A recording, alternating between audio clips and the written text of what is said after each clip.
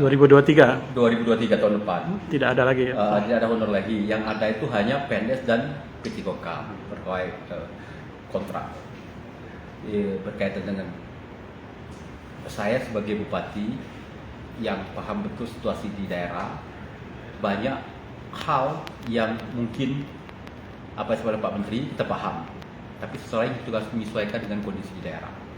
Bayangkan model Pak Lawang itu kalau tidak pakai honor, mengandalkan P3K dan ASN dan PNS yang masuk kategori ASN Undang-Undang 5 2014 itu pasti kelabakan.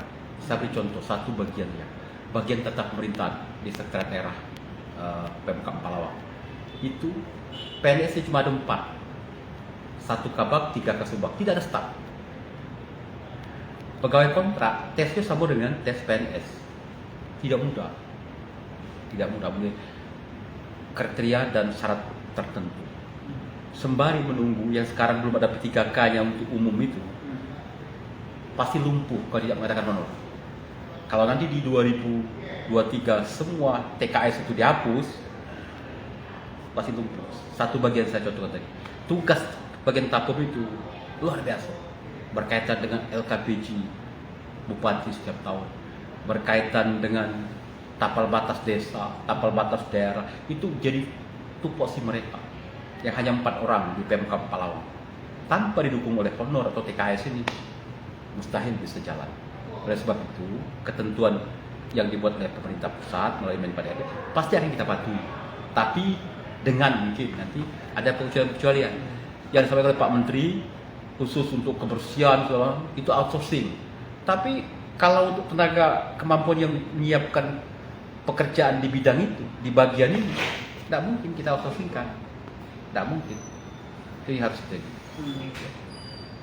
Itu. Jadi sekali lagi kita paham, kita maklum amanat undang-undang sampaikan Pak Menpan RB, Pak Cahyo kalau benar, tapi mungkin untuk daerah-daerah tertentu masih perlu ada kekhususan. Katakanlah dalam bahasa hukum lex spesialis.